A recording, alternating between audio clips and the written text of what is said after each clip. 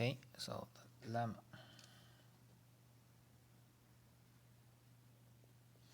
lemma 2. Suppose that f is analytic in a disk centered at z0, and that the maximum value of ops value of f of z over the disk is ops value of the fz0. So it has a maximum ops value at the center. Then the conclusion says then ops value f of z is constant in the disk. Okay, so once it reaches the maximum absolute value in the center, then the ops value function becomes a constant function. It's very rigid. So how do we prove it? On disk, so let disk be the disk with radius capital R.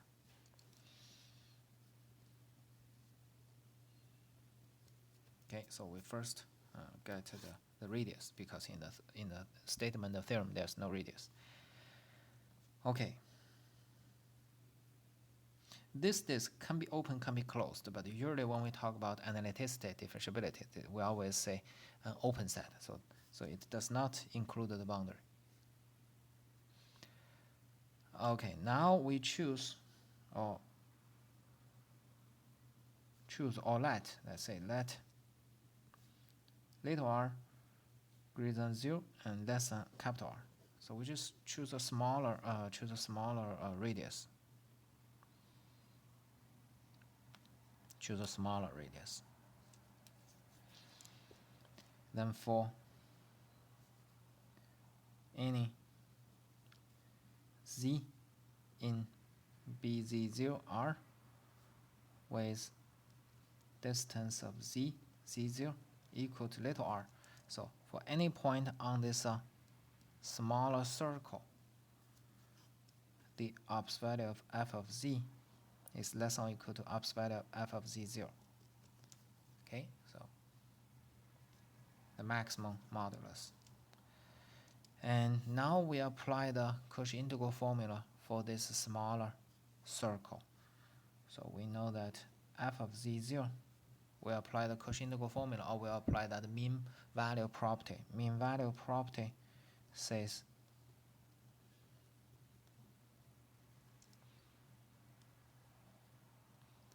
f of z0, the value at the center is 1 over 2 pi integral 0 to pi, the value around around the circle. Okay, and then we put ops value.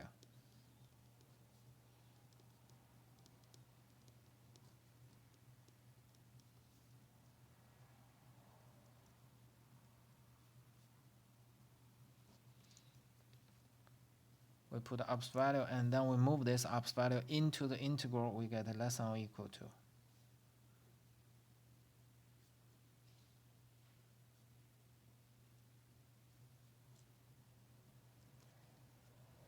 less than or equal to. And now this is a point on the circle, or this is a point on the open disk. Its ops value is less than or equal to ops value of f of z0. And this constant, you integrate constant over 0 to pi, is a constant times 2 pi.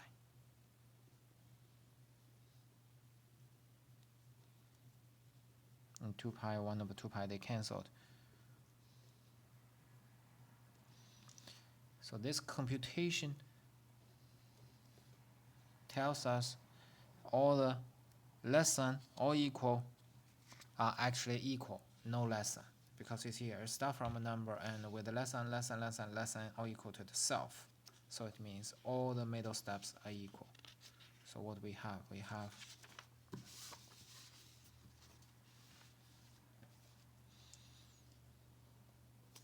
We have 1 over 2 pi integral 0 to pi ops value f of z0 plus REIT dt is equal to ops value f of z0. Okay, you move this 2 pi to the right side times 2 pi, and then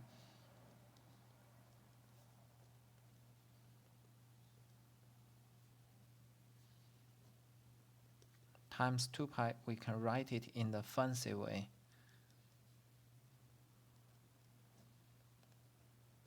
Integral of this constant.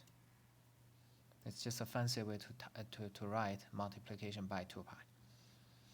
And then we move it to the other side and do the subtraction. We have the following.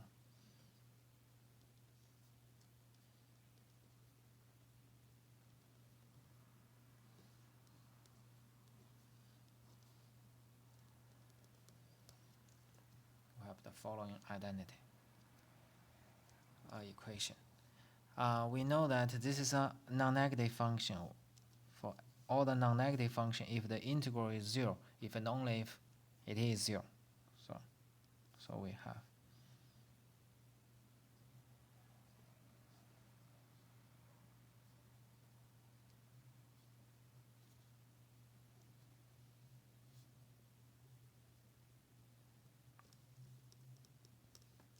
okay.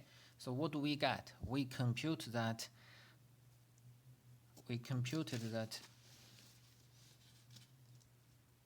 the absolute value of function along the circle, you see, absolute value of the function along the circle is equal to the absolute value at the center. It's equal to it. And here, R is between 0 and the capital R. Little r is between 0 and capital R. Therefore, for any z in BZ0 capital R, there is a little r and t such that R is between 0 and capital R, t is between 0 and 2 pi, with z equal to z0 plus REIT, and ops value of f of z is equal to ops value of f of z0. Right? So whenever you have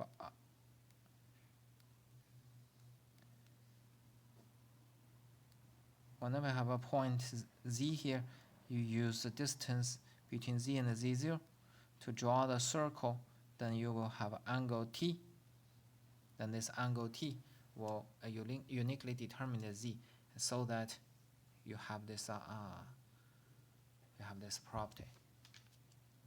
So this means ops value f of z is constant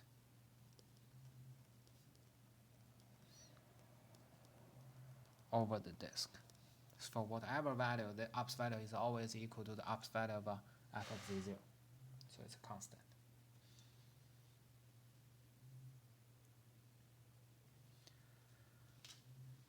Okay, so that's the proof of the lemma. And with the help of the lemma,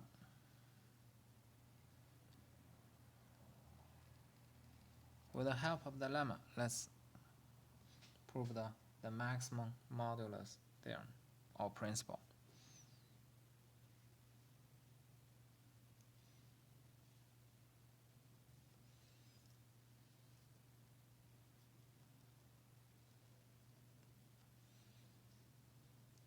The maximum modulus principle says if f is analytic in the domain D and ops value of f of z achieves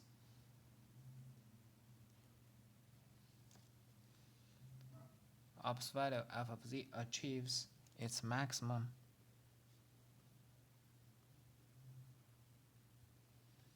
value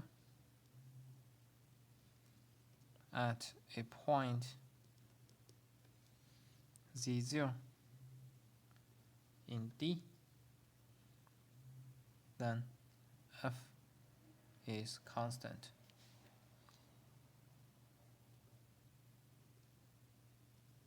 In D. So here, be careful. In the lemma, we just want to show that ops value f of z is constant. Here we claim f itself is a constant. F itself is a constant. Okay, so there's a small difference. Even though they are equivalent, but there's a small difference. Okay, so why we say they're equivalent?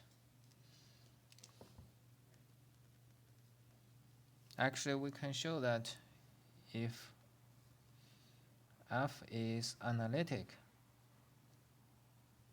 and f of z is constant,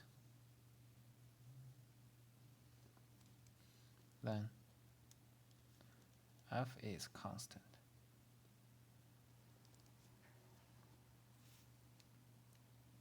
F of z is a constant, then you will get f to be a constant.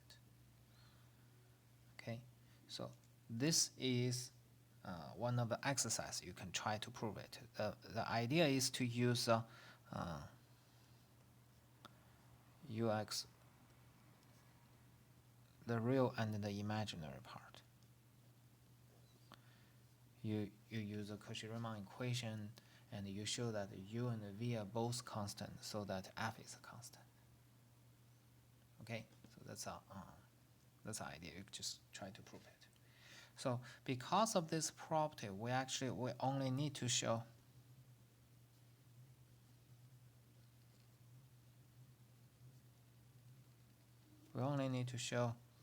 that ops value of f of z is constant in D. So that's actually what we proved.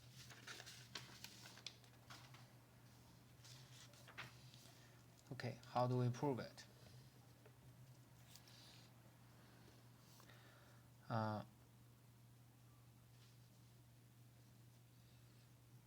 Let's D is a domain, open connected.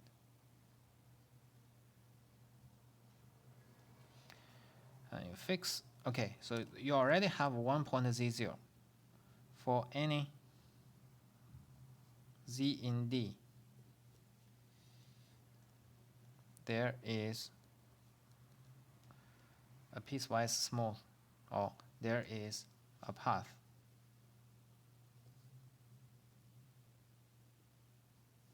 connecting z0 and z. Okay, so you have z0 here and you have z here. You can always connect z0 with z. Okay. Okay, so we are going to do the following step. This path is totally contained in in D. The path is contained in D.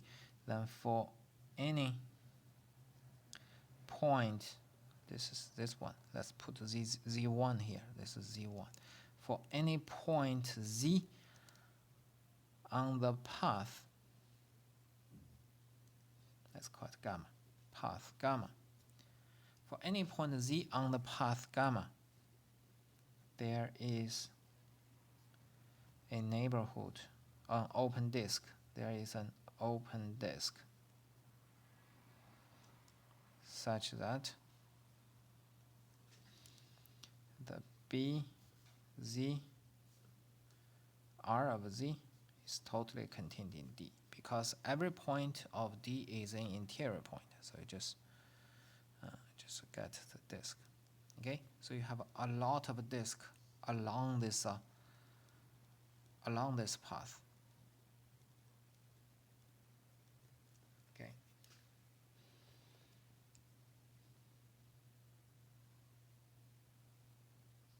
Okay. Now the path is a compact set. Again, we use compact.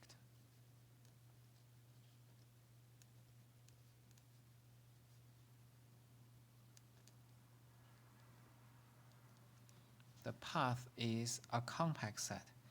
Here you have infinitely many. Every point you have a circle. Every point you have a disk. Then for the compact set, there are finitely many z on gamma. Like we label them like z1, not z1, w. Let's use the w. w1, w1 is w1 is z0. Then w2, w3, wn is z1. So this is w0, w1, and next one will be w2 and stuff. So you just get a sequence, and final one is wn. What is a requirement? We require that the next point, wn, belongs to the open disk of the previous point, wn minus 1, with its radius n minus 1.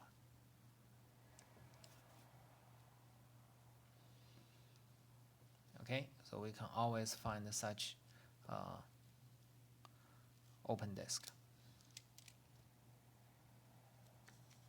A chain, one is connected to the other.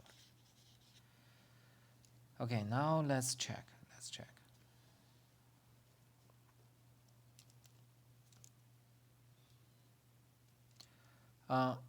For W1 and R1, W1, R1. W1, R1, F has its maximum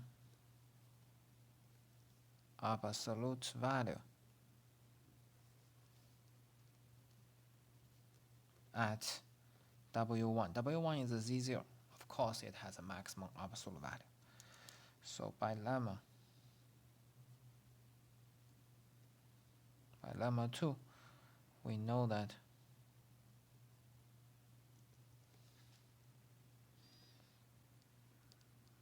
absolute value of Z is constant on the disk.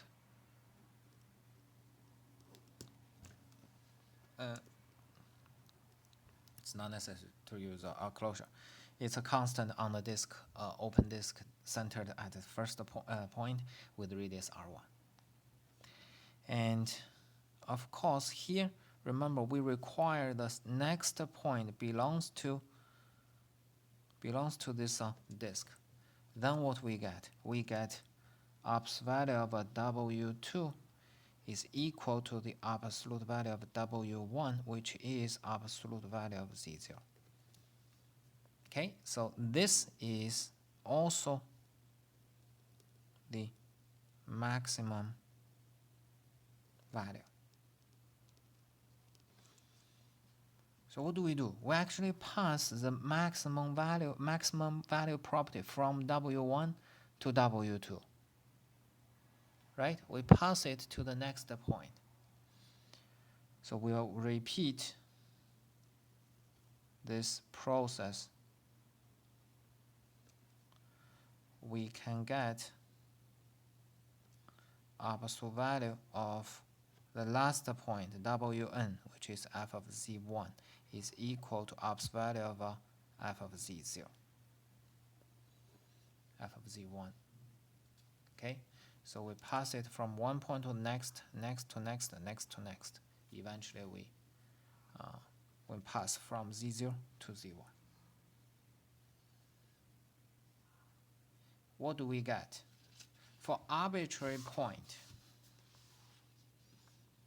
z1, remember here you have a z0, then you randomly get a point z1, where z1, yeah. For any z1, you get a path. From the path, you get a sequence of disks, and then you can get the ops value from one center to the next center. Eventually, you get the last the equality from the ops value of fz1 and ops value of fz0. z1 is arbitrary.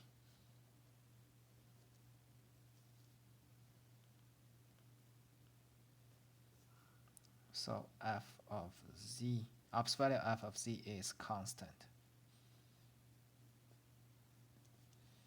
in D. And then we finish the proof. Okay?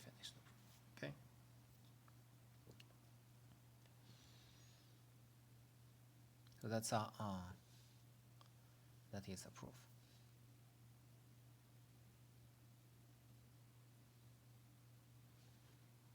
Okay. Let me show you how we start from ops value of f of z constant to the f of z constant. So f of z constant,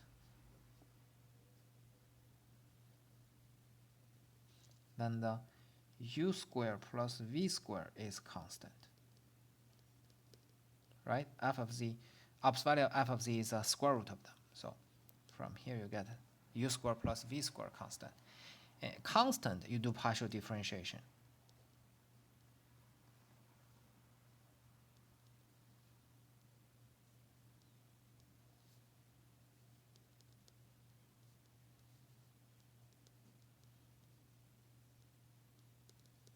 You get 0, and of course we will drop this coefficient 2. So we get u partial x plus v partial x is 0. And also we get the partial derivative for y. Okay. Analytic function has CR equation, Cauchy-Riemann equation. So ux is vy, uy is negative vx. Okay, ux is vy, uy is negative vx. So ux, so here we use this one. Vx is negative uy, vx is negative uy. So first equation becomes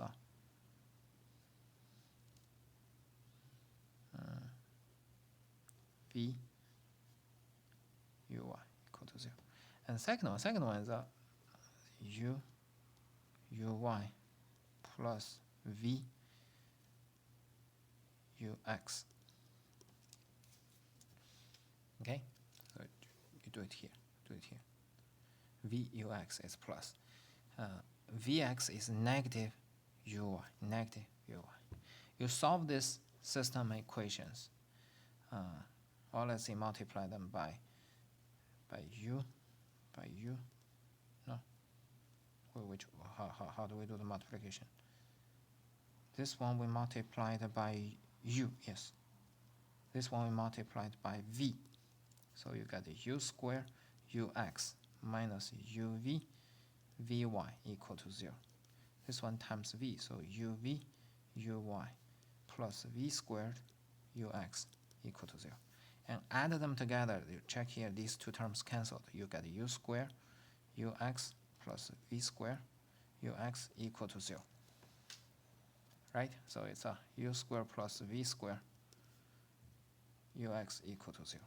Of course, we are talking about a non-zero function, non-zero analytic function. So this is not a 0. This is not a 0, so you get ux equal to 0 all the time. Ux is equal to 0 all the time, and similarly,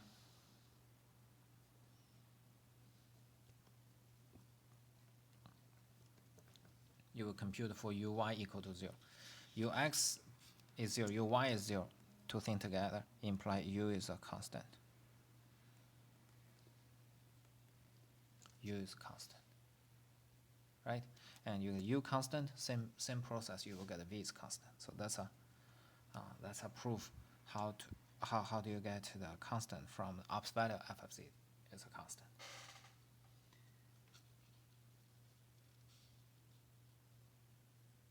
Okay, so last theorem from this section. Assume we have an analytic function in a bounded domain.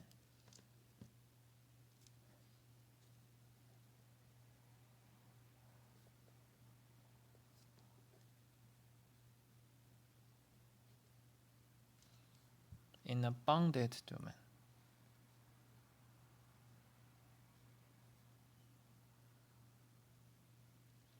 The domain is not up to infinity.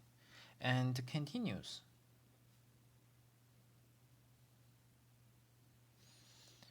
On D and its boundary.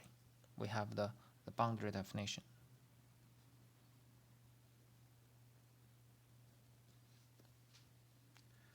So if the function has absolute value in the inside, then it will be a constant based on the theorem we just proved.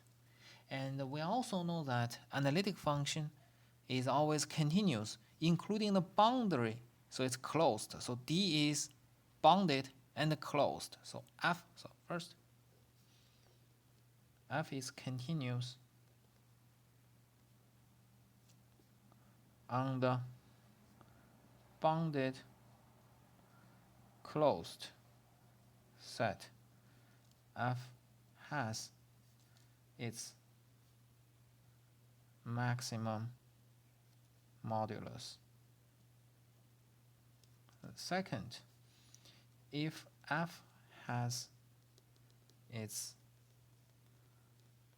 maximum modulus on an interior point,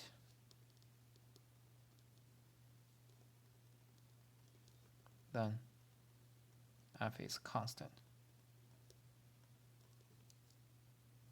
on D. So that's a statement we have.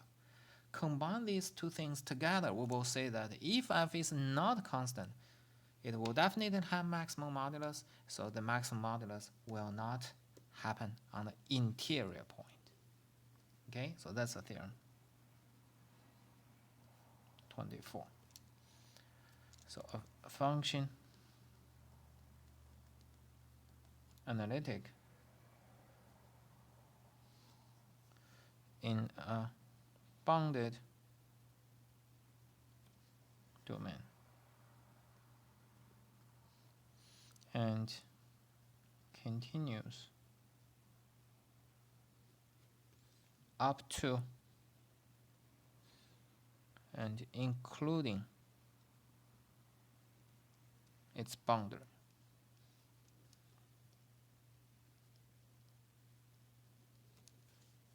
Basically, just say it is well defined at the boundary.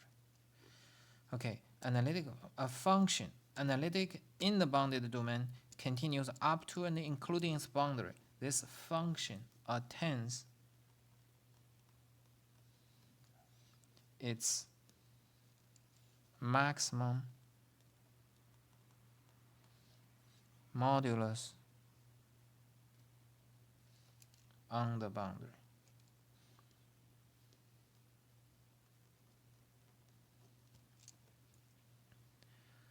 It attains its maximum modulus on the boundary. So technically, this theorem has two parts. Part one, if it's inside, interior, then you have a constant function. Constant function, the maximum modulus can be achieved at any point, so also on the boundary.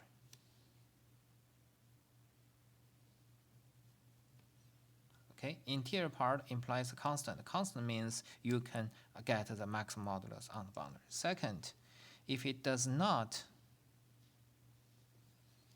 achieve interior, then it has to be boundary unique. Oh, unique. Okay, so interior imply it also has a maximum modulus over the boundary. If it's not the interior, then it can only achieve the maximum modulus on the boundary because it always has maximum modulus. It's a continuous function of a compact set. Okay. Okay, so that's up to here. It's a theorem, and here is just a little remark. Okay, so example. If we have ops value, find the maximum value of ops value of z squared plus 3z minus 1 in the disk ops value of z less than or equal to 1. So this disk has a boundary.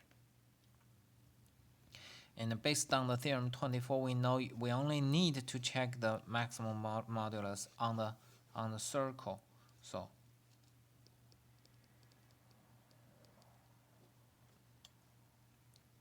by the triangle inequality, z ops value of z is 1. We only check the boundary when ops value of z is equal to 1. This is 1, this is 3, this is 1, so it's equal to 5. So the maximum value is it's less than or equal to 5. We only know it's less than or equal to 5.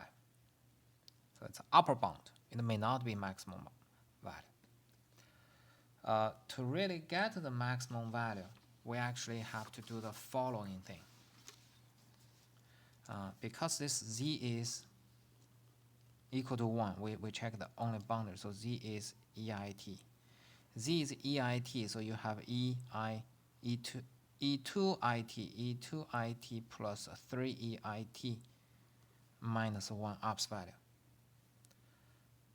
We put square in all, to simplify the compilation, because with ops value, we don't know how to do it. You got the square root stuff, it's bad.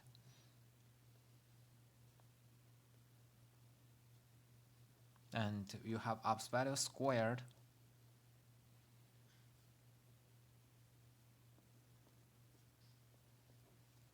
remember that ops value of z squared is z times z bar, so this is z bar. And after simplification, E2 is a cosine 2t plus I sine 2t stuff. And this is equal to, I do the computation, it's finally equal to 11 minus 2 times cosine 2t. It will take time. I'm not going to go through that computation here, but after a tedious computation, you have this formula. From this formula, you can see that the maximum modulus, the maximum value is actually when cosine 2t is equal to -1. So this is less than or equal to 13. So square is less than or equal to 13. The maximum value is this one. Okay. It occurs when cosine of 2t is equal to -1. Cosine 2t is -1, you get z. I is cosine 2t, sine 2t is 0, and z is a plus minus I. Z is equal to plus minus I. From here, you get this, z plus minus. At these 2 points, the maximum modulus can be achieved. Okay, so that's the simple application. Okay, so we finished this section, the bounds for the analytic functions. So in this part, we first get the estimation about the nth derivative of f, and then we show the fundamental theorem of algebra. We know that all the polynomials will have at least 1 0. And After that, we showed the maximum modulus principle. Maximum modulus principle says if analytic function gets the maximum modulus inside, then it is going to be a constant.